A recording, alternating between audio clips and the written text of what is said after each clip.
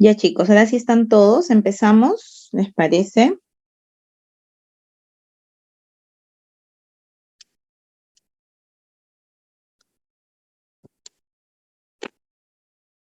Chicos,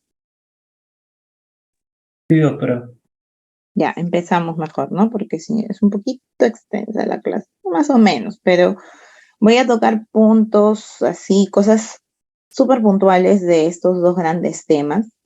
De hecho, digamos, ya no es que sean así como que enfermedades frecuentes, pero sí quiero que tengan en cuenta que estas patologías las van a tomar ustedes a consideración cuando tengan enfermedades como, o sea, cuando tengan un paciente que venga con fiebre persistente, fiebre de origen desconocido, son estas patologías las que no se les debe o sea, que no se les debe escapar dentro de sus diagnósticos diferenciales.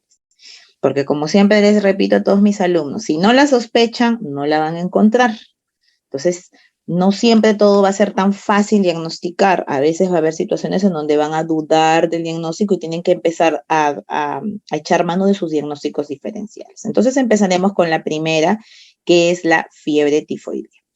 Esta, como ya saben ustedes, es una enfermedad eh, infectocontagiosa causada por la más conocida, que es la Salmonella typhi. La Salmonella typhi es un organismo que, como ya saben, ingresa por vía oral y origina un cuadro sistémico. ¿Por qué hablo de sistémico? Porque va a afectar a diferentes partes del organismo. Entonces, en una enfermedad endémica, esta es una enfermedad endémica que tiene brotes epidémicos. Una de ellas, sobre todo, son en los meses de verano, ya hemos pasado esa temporada, pero en esos meses es donde tenemos que estar más alerta. Afecta preferentemente a qué grupo etario, a escolares y adultos jóvenes. No hay que olvidar que puede haber también lactantes que lo pueden padecer, pero quiero que entiendan que siempre cuando ustedes ven antecedentes epidemiológicos, tomen en cuenta siempre los grupos etarios, ¿ok? Ahora, ¿cuáles son las características de la infección por la Salmonella typhi?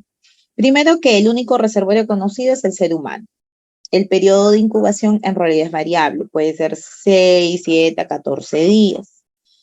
Tiene la evolución natural de la enfermedad, que es alrededor de 4 semanas o un mes. Es una enfermedad que se autolimita también y que evoluciona espontáneamente a la curación. Las formas de contagio, obviamente, es la conocida, la fecal oral, es de forma indirecta por la ingestión de alimentos contaminados, personas que de repente tienen la costumbre de comer en la calle, o que de repente vivan en lugares, digamos, suburbanos, donde no hay agua potable, también puede suceder esto, ¿no? De hecho estas enfermedades son las que califican a países subdesarrollados, ¿no?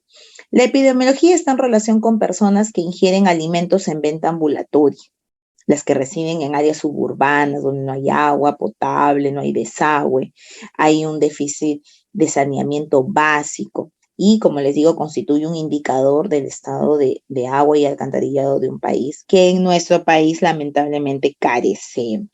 Por eso es que esta enfermedad todavía está presente.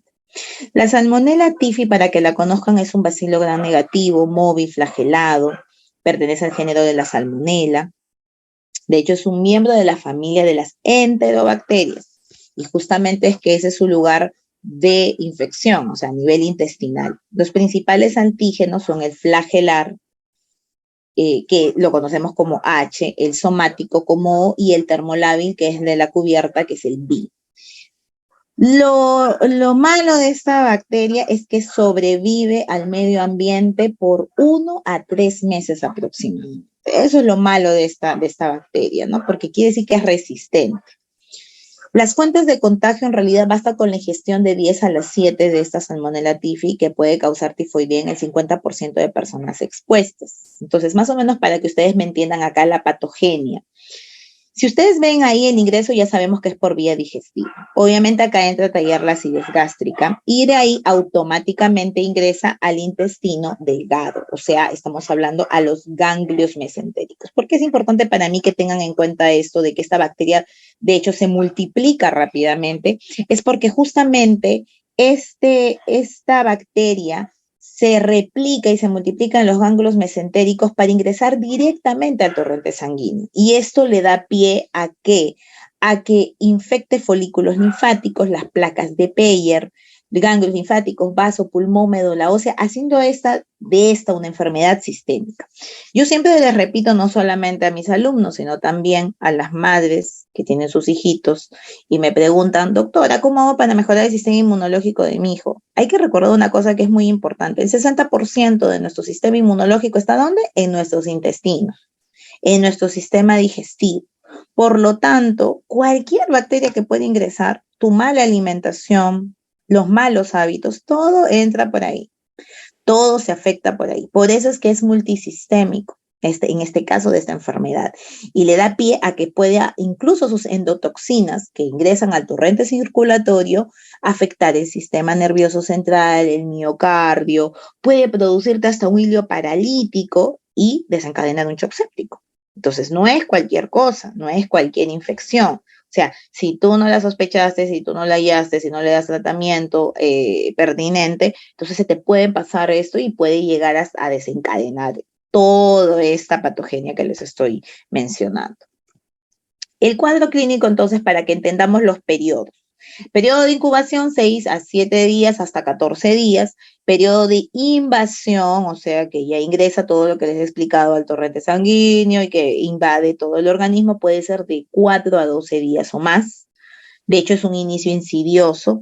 Y dentro de esto, el periodo de convalecencia es de 7 a 10 aproximadamente días. Entonces, como periodo de incubación son 2 semanas, pero como evolución de la enfermedad, recordemos que casi son alrededor de 4 semanas. Entonces, es bastante. Otro punto que quiero que entiendan es que el 3% de estos pacientes pueden transformarse en portadores a largo plazo. O sea, quiere decir que pueden seguir persistiendo con sus anticuerpos y, bueno, es parte de la enfermedad y es parte de la condición inmunológica de cada persona. Las manifestaciones clínicas, como ven, la mayoría son inespecíficas, pero todo entra en el contexto de una historia clínica de fiebre persistente, un paciente que de pronto tiene antecedente epidemiológico y estás tú buscando un foco y teniendo en cuenta ciertas manifestaciones clínicas te pueden llevar al diagnóstico. Fiebre, ya hemos dicho, pues sobre todo es vespertina, hay disociación pulso-temperatura en un 15% de estos pacientes, hay un compromiso del estado general, o sea, decaimiento, cefalea frontal intensa. De hecho, es bien característico, por eso lo he remarcado.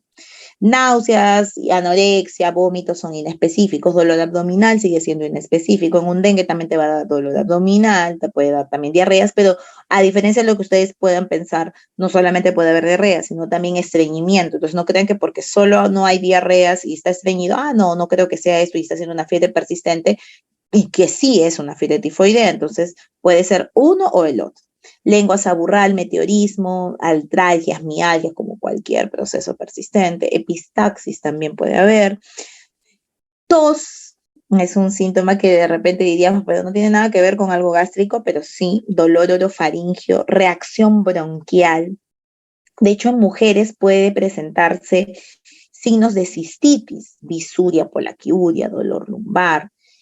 El estado de sopor, nuestros maestros antiguos siempre nos hablaban a nosotros del estado de sopor tifoso, este paciente luce tifoso, ¿no? Porque en aquel entonces pues era mucho más frecuente, entonces el estado del sensorio era lo que llamaba la atención a los médicos antiguos y no es nada despreciable, es la quinta parte de esa población pues puede presentar ese estado. Las rociolas en abdomen, un 20%, también un 15%, nada despreciable. Pueden presentarse de 4 a 10 de estas rociolas que duran entre 24 a 36 horas. O sea, no quiere decir que van a perdurar en el tiempo. Por eso es que de repente cuando venga un paciente después de mucho tiempo, pregunten esas cosas. Eso mucho tiene que ver con la entrevista que ustedes hagan con el paciente y cuánta información le pueda sacar. Como en muchas de estas patologías, la hepatomegalia es la que siempre, casi un 50% lo presentan, la esplenomegalia, los borborismos en la fosa ilíaca derecha. De hecho, son un 55% de los pacientes, ¿no? Aún este signo es inespecífico, pero es bastante considerable, casi la mitad de la población lo presenta.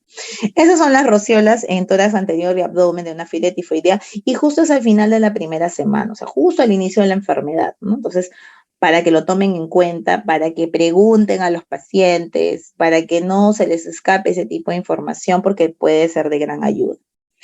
Ahora, Si no, ese paciente siguió viniendo, nadie le diagnosticó, nadie le hizo estudios, porque así ha pasado, muchos pacientes pueden llegar a la semana de las complicaciones. Esta se da en la tercera semana de evolución de la enfermedad, donde pueden desarrollar hepatitis granulomatosa, colecistitis alitiásica, miocarditis, cerebelitis, meningismos, infección urinaria, de hecho el 13% de ellos por E. coli, neumopatías con o sin derrame, y el peor escenario que te podría pasar, que es muy poco porcentaje, pero lo peor que te podría pasar es una perforación intestinal que sí está registrada en la literatura, pacientes que no han sido bien diagnosticados, subdiagnosticados o con tratamiento inespecífico pueden terminar haciendo perforación intestinal. Es el peor escenario que te puede pasar y por consiguiente también puede haber enterorragia, ¿no? Es una pequeña población, pero puede suceder. Características de la enfermedad en el lactante. Les había dicho que la población frecuente eran escolares y adolescentes. Pero existe un grupo pequeño que puede verse afectado. ¿Cuántos lactantes comen en la calle o los papás tienen una mala higiene, igual no hay agua potable? Entonces puede suceder eso. Síndrome febril, pueden presentar compromisos respiratorios, o sea, diarreas. De hecho, recordemos siempre, en lactantes ellos pueden hacer rápido una sepsis y hacen fiebres de 40.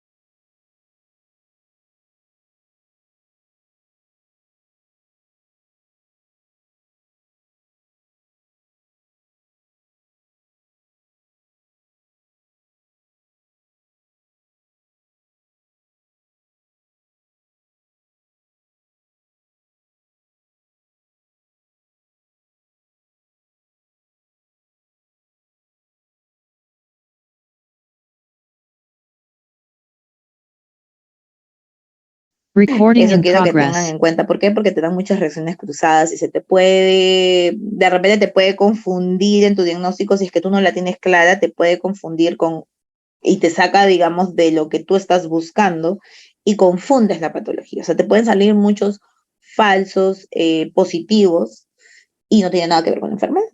¿Por qué? Porque hace reacciones cruzadas. Entonces, un 10% de los pacientes con fiebre tifoidea tienen reacciones negativas. Eso te puede pasar. O sea, es fiebre tifoidea y te sale negativo.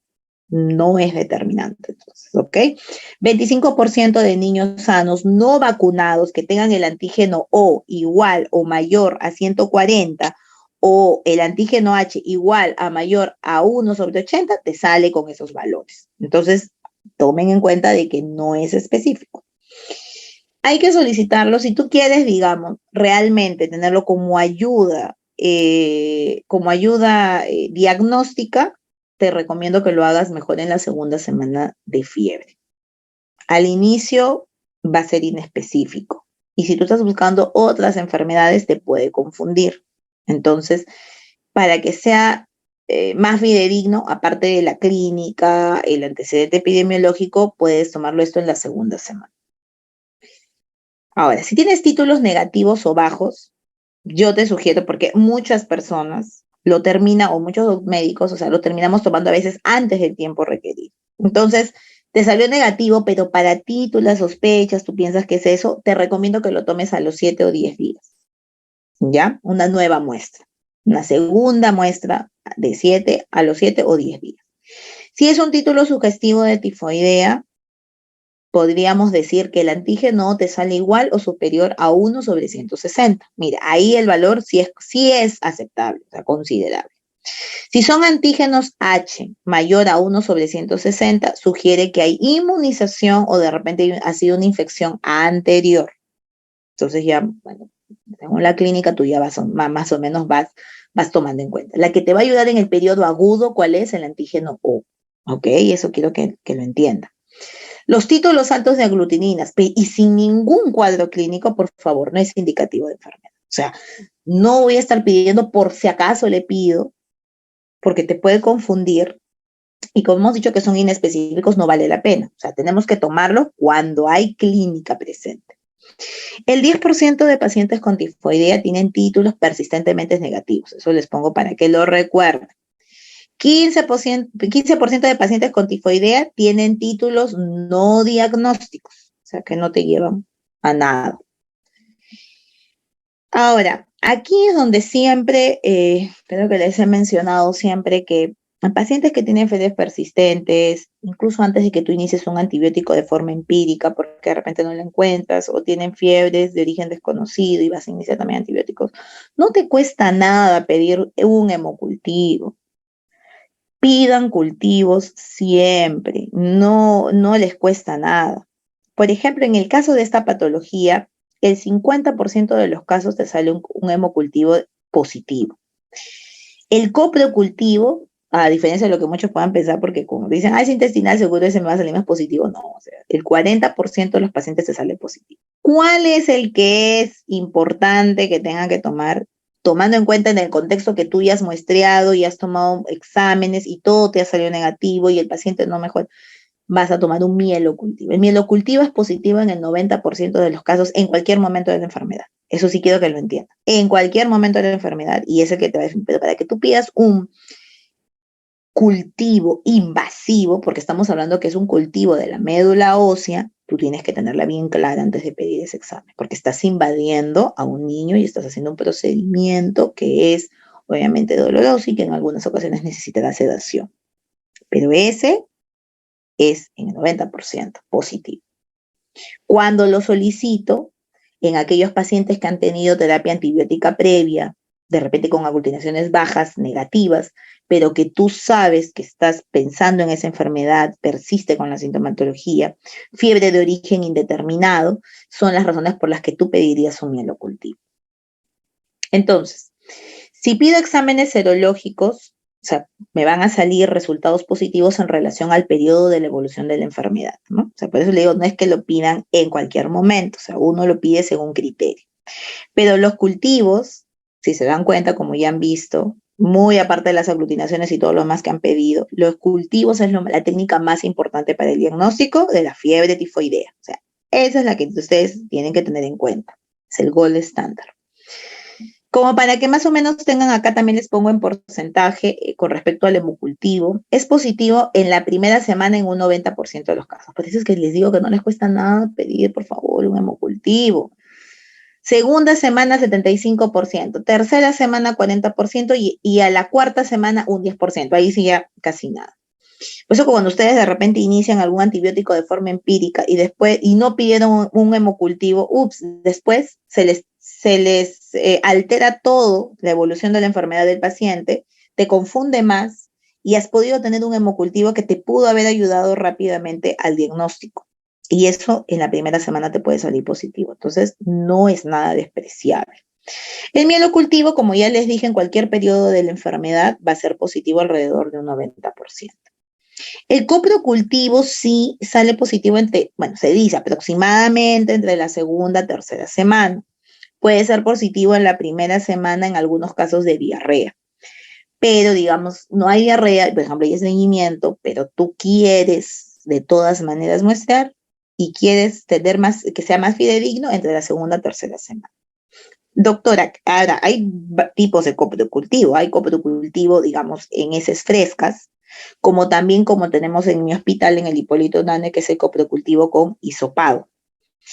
Lo guardan en un frasco y luego se lo procesan. De hecho, ese es el que a mí me gusta más, porque cuando estás en otro lugar donde solamente es con heces frescas y el paciente no hace, entonces no le pueden hacer el coprocultivo. En cambio, el coprocultivo con hisopado, pues te sirve bastante. Así que es una técnica para que ustedes lo tengan en cuenta por cuál decidir. Ahora, Como ya hemos hablado de las aglutinaciones, quiero que entiendan igualito. Todos los exámenes en realidad, exámenes de laboratorio, son de ayuda diagnóstica. No tienen que depender de un examen para hacer diagnóstico. Entonces, las aglutinaciones no son útiles para guiar tu tratamiento, no son útiles para predecir recidivas, no son útiles para, ni menos para predecir un pronóstico del paciente. Muchas personas al salir de alta, pues incluso mantienen serología positiva por varios meses. Entonces, eso no te va a ti a determinar el que el paciente se vaya de alta, el que el paciente tenga buen pronóstico, el que guíe tu tratamiento. O sea, no usan las aglutinaciones para eso. Con el tratamiento, quiero que entiendan que tampoco se persigue que negativice las aglutinaciones. Totalmente falso. ¿Por qué? Vamos a ver más adelante eso. Dentro de los diagnósticos diferenciales, para que tengan en cuenta aparte, ¿no? O sea, fiebre tifoidea de repente no es, pero hay que tener en cuenta otros diagnósticos diferenciales. Hasta una neumonía, como les he dicho, puede producirte sintomatología muy similar. Las neumonías de base de pulmón te pueden dar incluso también dolor abdominal, brucelosis, que ya lo vamos a ver más adelante, infección urinaria, tuberculosis, influenza, leucemia linfoblástica, mononucleosis infecciosa, paludismo, sepsis, meningoencefalitis, o sea, por el meningococo, shigelosis, que incluso también está justo en la temporada también de verano, junto con la salmonella typhi, la artritis reumatoidea con las genopatías, que también te pueden simular sintomatología parecida, también tiene que estar dentro de tus diagnósticos diferenciales, tomando en cuenta la clínica y la epidemiología. Y el grupo etario. Tratamiento. En términos generales, obviamente va a ser antipiréticos e hidratación a ese paciente. Hay que hidratar bien a ese paciente. Pero como tratamiento de primera línea, es el ciprofloxacino definitivamente de 15 a 30% por kilo día, vía oral o parenteral, dependiendo, porque si tu paciente no tolera la vía oral, tienes que darle por vía endovenosa. ¿Ok? Cada 12 horas por 7 días. Es como que tu dosis de arranque. En clínica puedes tener también la cefixima de 15 a 20 miligramos por kilo día vía oral cada 12 horas por 14 días. He puesto acá el cloranfenicol solo para que tengan en cuenta, ¿no?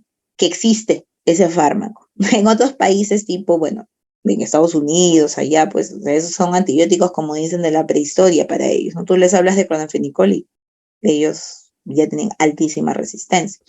En nuestro país, de hecho, nuestra guía nacional de neumonía, se considera dentro del tratamiento del cloranfenicol y todavía lo usamos porque nuestra población todavía es sensible a ese fármaco para esa patología, hablando específicamente. En este contexto de esta patología ya hay resistencia bacteriana y nos lo utilizamos.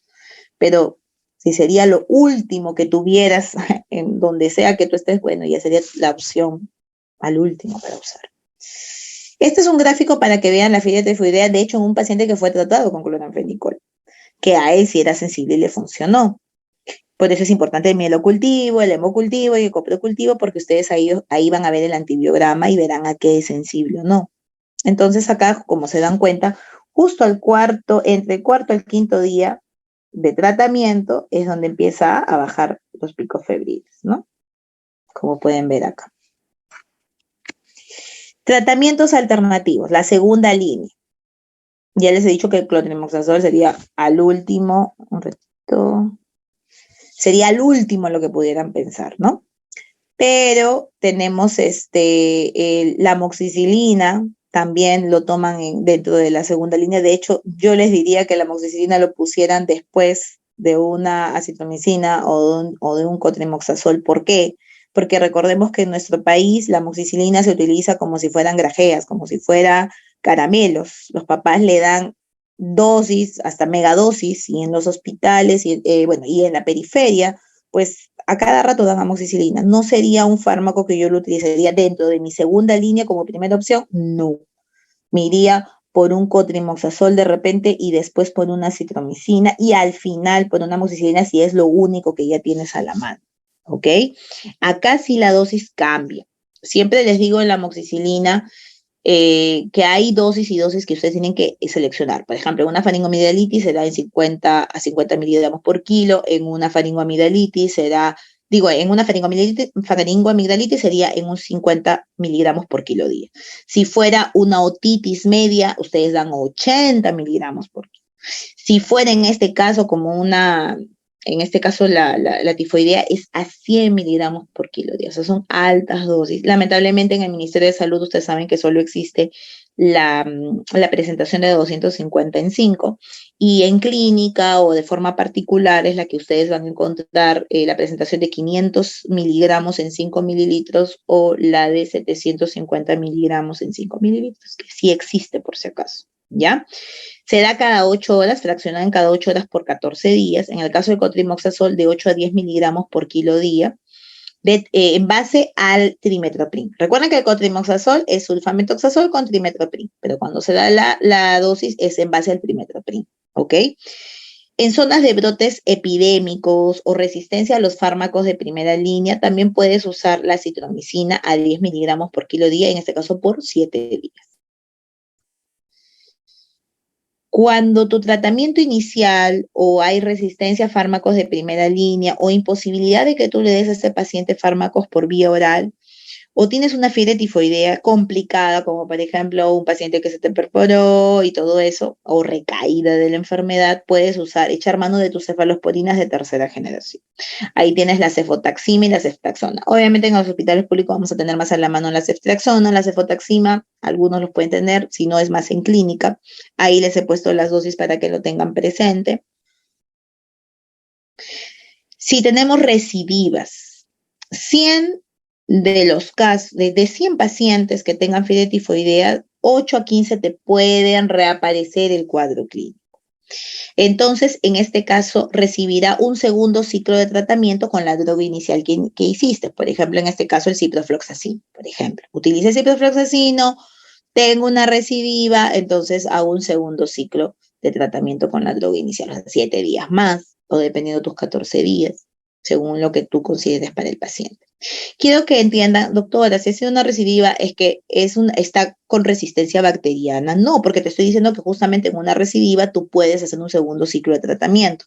Eso no quiere decir que haya resistencia bacteriana, simplemente que has tenido que ampliar un poco más tu esquema. ¿Ok?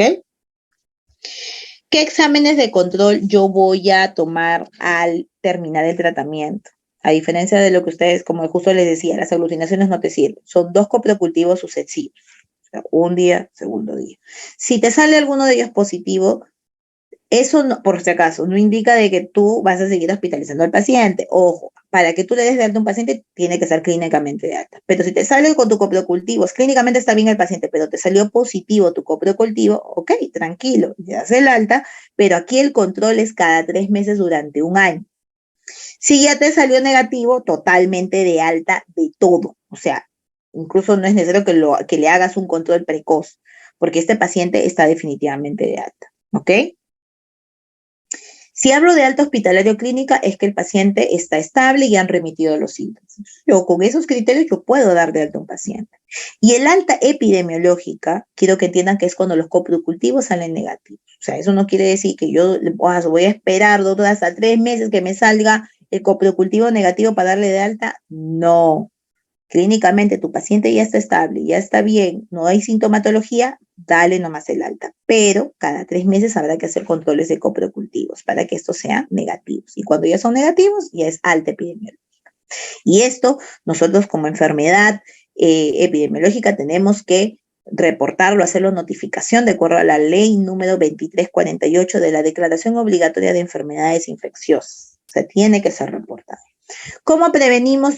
Bueno, básicamente hemos dicho ya el saneamiento, pero hay vacunas que quiero que las conozcan. La vacuna oral atenuada tiene un 65% de eficacia, la vacuna clásica inactivada, 50-60%, y la vacuna base de polisacáridos, que tiene una eficacia del 74%. Ahora, ¿en dónde se indica? Sobre todo si hay personas que viajan a zonas de alta endemicidad, tienen que tener estas vacunas o que corren alto riesgo de exposición de alimentos o agua contaminada también. Si ustedes tienen hijos que quieren protegerlos para que tengan una vacuna más, vacúnenlo, no hay ningún problema. Vacunas y dosis. La de vía oral mayor de 6 años es una cápsula por 3 dosis. La clásica es subcutánea, 2 dosis, 0.25 a 0.5 mililitros. Y la base de polisacáridos es solamente una dosis única. De hecho, esta es una de las que prefieren, digamos, las farmacéuticas, ¿no? Porque la venden de vía libre. Reacciones adversas como cualquier vacuna, fiebre, cefalea, dolor en el lugar de inflamación, no hay gran cosa. La brucelosis, ahora, esta es la otra que por ahí puede simular como parecido a la sintomatología, pero hay cosas un poquito específicas que podemos diferenciar. Es una enfermedad zoonótica bacteriana multisistémica, está causada por una de las 4 bacterias del género Brucella, ahí se las he puesto para que la conozcan, está la Suis, Abortus, Canis y Melitensis. Las características es que este es un cocobacilo aerobio gram negativo. No son móviles, no son esporulados, carecen de cápsulas, son intracelulares, son sensibles al calor, pero sí resistentes al frío. Y tienen un crecimiento lento. Entonces acá yo les he puesto pues para que tengan más o menos un ejemplo cómo es que ellos sobreviven.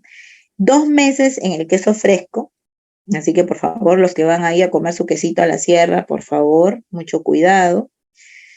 6 meses, 6 semanas digo en el suelo seco, 6 meses en el suelo húmedo, frío o en la oscuridad. O sea, les gusta más el frío, para que entiendan. ¿Cuál es el modo de transmisión?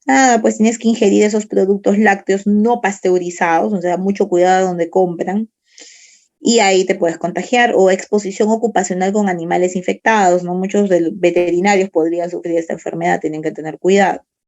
Es una enfermedad ocupacional. Periodo de incubación, aquí, es desde una semana a varios meses. O sea, aquí sí esto va de largo, ¿no? No es como la fiebre tifoidea. Es una fiebre ondulante, conocido como la fiebre malta. La frecuencia acá también es mayor en escolares. La patogenia.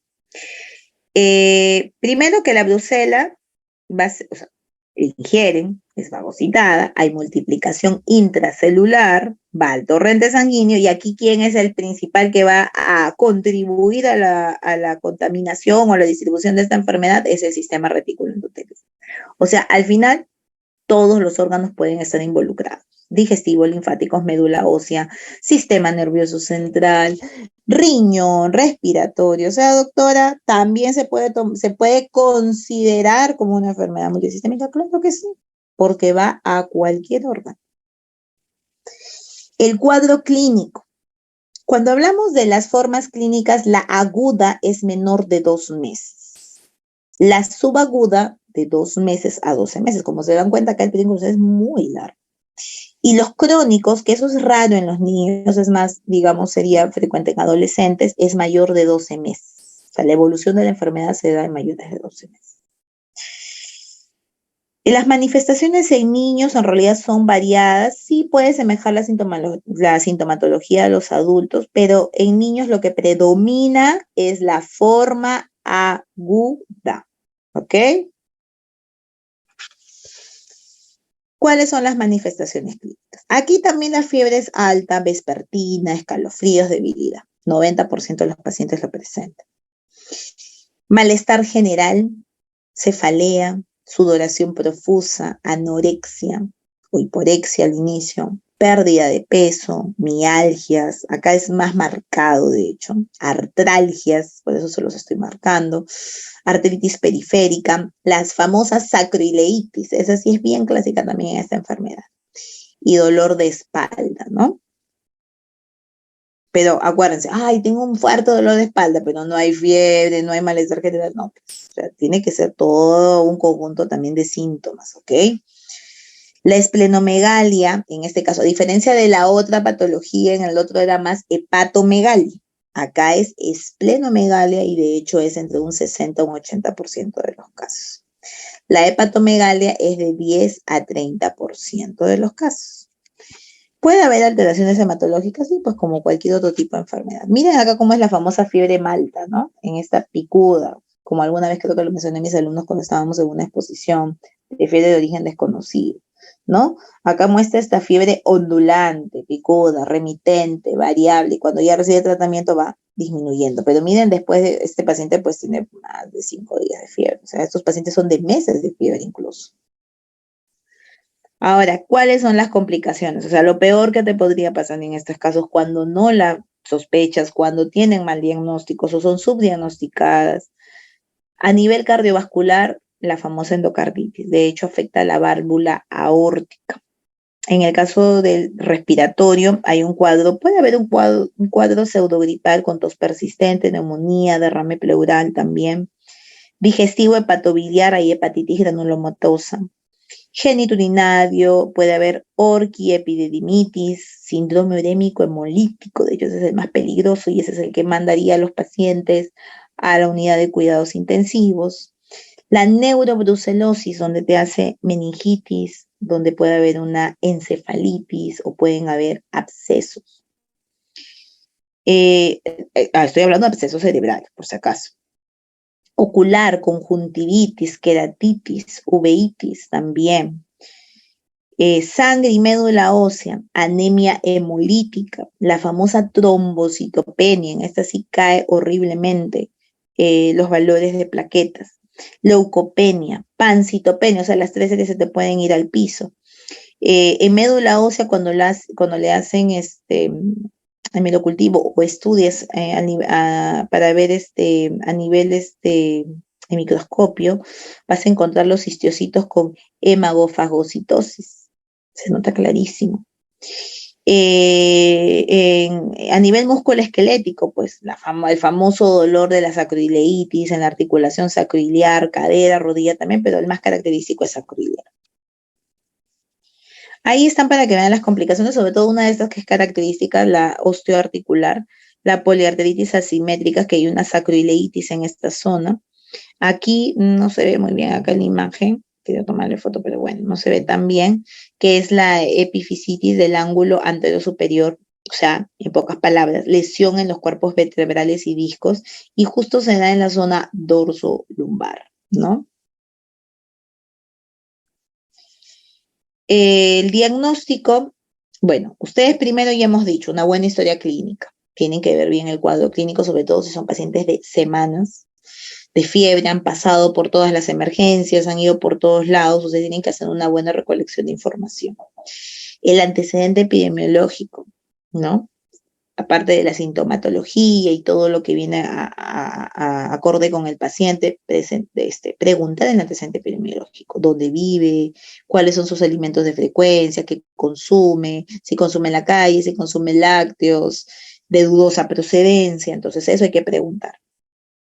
¿Qué más tengo que pedir? Hemocultivo y mielocultivo, por favor, no les cuesta. Sobre todo el hemocultivo es el principal que van a pedir de primera instancia.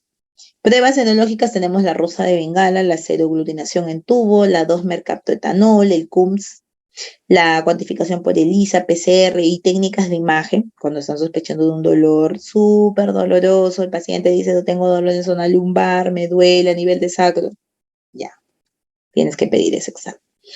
Entonces vamos a empezar con los exámenes auxiliares. Uno es el test de rosa de Bengala, la más conocida dentro de la patología de la brucelosis. La prueba cualitativa sirve básicamente para detectar la inmunoglobulina G. Se realiza con el antígeno de rosa de Bengala, que es una cepa de Brucella abortus coloreada justamente con la rosa de Bengala, es por eso el nombre de este examen. Y el resultado solamente tiene que decir positivo o negativo, o sea, no hay más. El test de aglutinación en placa, aquí la aglutinación es positivo en suero en una placa donde el título de la aglutinación es igual o mayor de 1/160. Si pasa eso, en este caso te habla de infección pasada o reciente, así como les hablé de las aglutinaciones en el caso de la otra patología de fiebre tifoidea, acá también puedes tener un examen que te dé la información de infección pasada. El test de aglutinación en tubo, de hecho, ese sí es un preparado antigénico de la Brucella abortus, donde hace una reacción con anticuerpos aglutinantes, ya sea de la G, la M o la A, que están dirigidos para la Brucella abortus, melitensis y la suiza. O sea, esta es como que un poco más amplia, ¿no? Y te puede ayudar bastante. La prueba de CUMS también demuestra la presencia de anticuerpos no aglutinantes para el diagnóstico de una brucela, pero ya crónica, ¿no? Que es la que le he dicho que es más frecuente en los adultos, no tanto en niños. La prueba de la 2-mercaptoetanol detecta también anticuerpos inmunoglobulina G, porque las de clase M son inactivadas. Entonces aquí tomamos en cuenta los títulos que son mayores a 1/80. Y esto definen, ojo, definen actividad de la infección, ¿ya? El fenómeno de zona, que consiste en la no aglutinación o aglutinación parcial presente de las diluciones bajas y aglutinación completa de las diluciones altas, es 1/320. O sea, ahí sí es bastante. Y en el caso de la ELISA, pues detecta simplemente los anticuerpos específicos, ya sea la G, la M o la A. El tratamiento, aquí. Brucelosis no complicada, estamos hablando de niños menores de 8 años. Por ejemplo, acá el tratamiento que ustedes van a usar, la más conocida es sulfametoxazol con trimethoprim, o sea, el cotrimoxazol, con rifampicina, y esto se da por 6 semanas. O sea, estamos hablando de 1 mes y medio prácticamente de tratamiento. Si son niños mayores de 8 años, acá tienen una, digamos, más opciones. La doxiciclina vía oral más la rifampicina vía oral por 6 semanas, o también tienen la doxiciclina vía oral por 6 semanas con la streptomicina intramuscular por 14 días, o tienen la doxiciclina más el sulfametoxazol con trimethoprim por 4 semanas más la gentamicina por 5 días. O sea, estoy hablando en simultáneo, ¿ok? Entonces, hay muchas opciones. Eso ya depende del estado clínico, de lo que ustedes valoran en el paciente. Aquí les he puesto las dosis que pueden usar en cada uno de los fármacos y en qué frecuencia lo dan en el día. Si hay alergias a las sulfas, o sea, estamos hablando de sulfametozazol con trimethoprim, pues pueden usar la combinación de eritromicina con rifampicina. Entonces, acá ya para terminar, el algoritmo y justamente para la evaluación y el tratamiento del enfermo. Primero, pruebas de rutina que tú le tomas al paciente. Estoy sospechando de brucelosis, entonces voy a pedirle la serología contra la brucela. Si es mayor a 1/160, si es positivo, tengo que iniciar tratamiento. Ahí no tengo nada que dudar. Sale menor, es dudoso, no me cuadra mucho dentro de mi diagnóstico, perfecto. Entonces ya pido las otras serológicas específicas, o sea, la que les había mencionado, las que son en tubo. A ver, para que más o menos fijemos de una vez. Esta de acá, ¿no? La que me daba más opciones a tener de otras brucelas, ¿no? Porque esta es la de 160, bueno, me da como que un acercamiento, pero me salió negativo, no sé si es pasado o reciente, entonces pido estas de acá. Entonces, sí, y pido también las 2 mercaptoetanol. Si estas me salen negativos, pero tengo clínica sugerente, entonces yo tengo que por lo menos ya tener 2 hemocultivos. Lo ideal es incluso pedir los hemocultivos, como ustedes ya saben, cuando está haciendo fiebre, eso es lo mejor, ¿no? Pero yo ahí ya tengo que pensar en un mielocultivo. O sea, ya ustedes no pueden estar dudando, dando vueltas, no, me salió negativo, no, ya no. Tienen que pedir un mielocultivo, porque eso es lo que te va a ayudar a definir tu tratamiento. Si esta te sale negativo, entonces hemos dicho que pides tus 2 hemocultivos y tu mielocultivo. Sale positivo solo el hemocultivo, ya tienes que iniciar tratamiento. Ahí no hay nada que dudar. Te salió negativo este examen, todo, no hay diagnóstico. O sea, ya con estos 2 es imposible. Ya te salió negativo, no hay diagnóstico. Te sale el mielocultivo positivo, también tratamiento.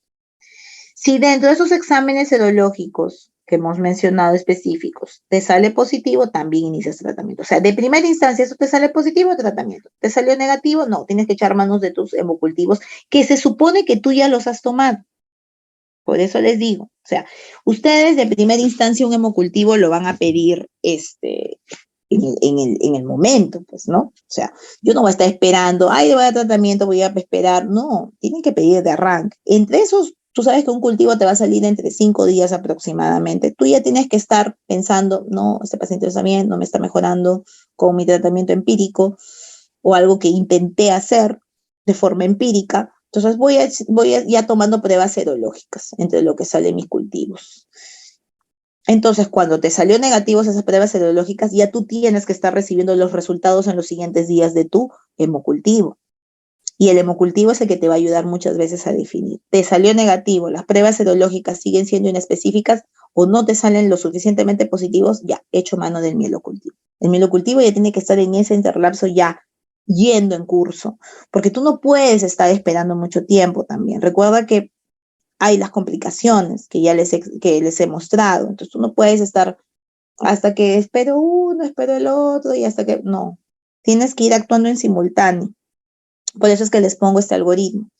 Si te salió negativo en mielocultivo, no tienes diagnóstico, entonces no, es otra enfermedad. Estoy de repente, no sé, los siguientes días empieza a presentarse otra sintomatología y tengo que estar viendo, de repente es una colagenopatía, de repente es hasta Kawasaki, hemos tenido que por ahí se nos han pasado y hemos tenido que ver en la evolución de la enfermedad. Y eso también estás corriendo contra el tiempo. Si te sale ya de por sí un mielocultivo positivo, ahí no hay nada que dudar. De frente, tratamiento.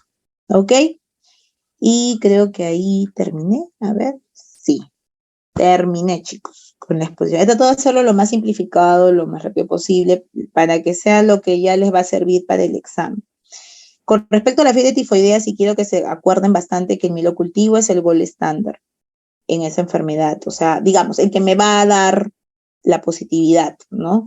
Que sea en el 90% de los casos y que te va a servir en todos los periodos de la enfermedad. O sea, el mielocultivo, si se dan cuenta, al final lo es todo, pero tanto para cualquiera de las dos enfermedades, para que ustedes indiquen un examen que es invasivo, porque tienen que entender que al niñito le van a punzar la médula ósea, o sea, van a perforar el hueso, ¿ok?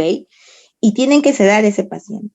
Entonces, muchos papás se pueden negar a ese examen, pero hay que también saber, como siempre le digo a mis residentes y todo, convencer a los papás de la importancia del examen, porque si no encontramos y estamos, como dice, yendo a la deriva y no sabemos qué es lo que, no sabemos la ciencia cierta y pero nosotros tenemos la convicción de que muy probablemente es esa patología, tenemos que saber hablar y convencer también a los pacientes, a los padres, en este caso del niño, para que se someta a ese procedimiento. Ojo, que también cuando van a someter a un paciente a este procedimiento, tienen que tener un buen hemograma donde las plaquetas estén adecuadas y donde también tengan un perfil de coagulación adecuado, porque ya saben que una de las consecuencias también de hacer estos procedimientos invasivos es que el paciente también te pueda sangrar. Y si tú no has tomado controles, porque a veces estas patologías pueden hacer, como ya les he enseñado, plaquetopenia o alteración también del perfil de coagulación, dentro de un contexto de sepsis incluso, entonces no estaría recomendado que ustedes hagan ese procedimiento, ¿verdad? O sea, tendríamos que primero corregir esos valores para que luego sometas al paciente de repente al procedimiento.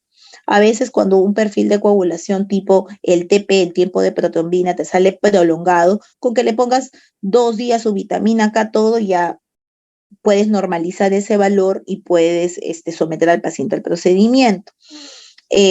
Otro también que vas a sedar ese paciente. Esos pacientitos pues obviamente no van a resistir el dolor. Si para un adulto es horrible, imagínense para un niño. Entonces ahí también ustedes van a tener que hablar con los padres porque van a someter a este paciente a sedación.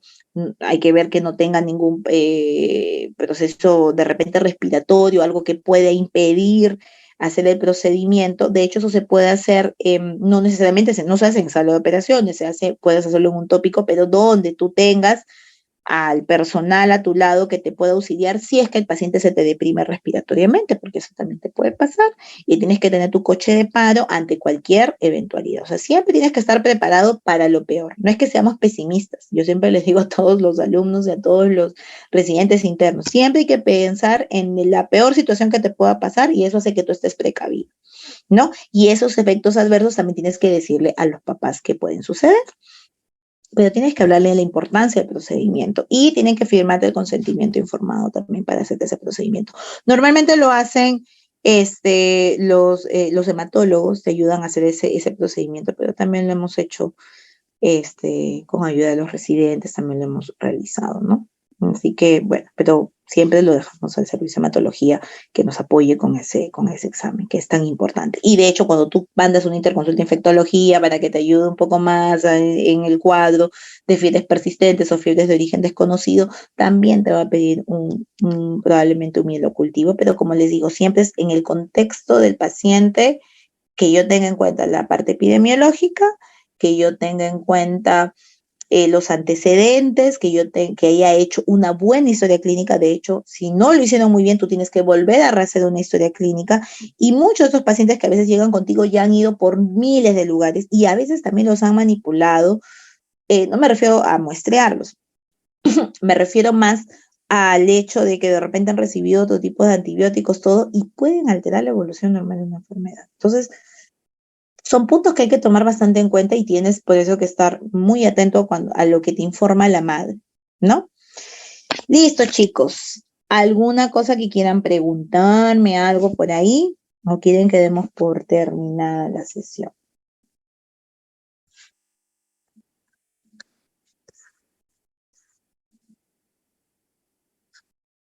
Chicos, Oh, pero. todo ok, Claro, doctora. ¿verdad? Sí, doctora. Ya, espero que estudien. Ya hemos visto varios puntos presentes. Em, Son enfermedades, como se dice, el pan de cada día a veces, ¿ya? Entonces, si ya quedó todo claro, ay, diga, sí lo deja, sí ha grabado bien, ¿no? No sé si está bien en la grabación, no sé, porque acá dice screen recorder, no sé si está bien. Solamente le pongo stop acá, ¿verdad? Sí, doctora. Ya, para que ahí quede nuestra clase. Bueno, chicos, les agradezco mucho, espero que hayan atendido todo, espero que hayan escuchado y espero que estudien bastantes para el examen, ¿ya? No creo que sea muy complicado lo que voy a preguntarles para el examen, pero yo creo que va a estar, ya creo que les he puesto lo que realmente, ya les he dicho, tienen que aprender ustedes para la vida, no tienen que aprender para un examen. Acá lo que importa es que ustedes se defiendan solos cuando no tengan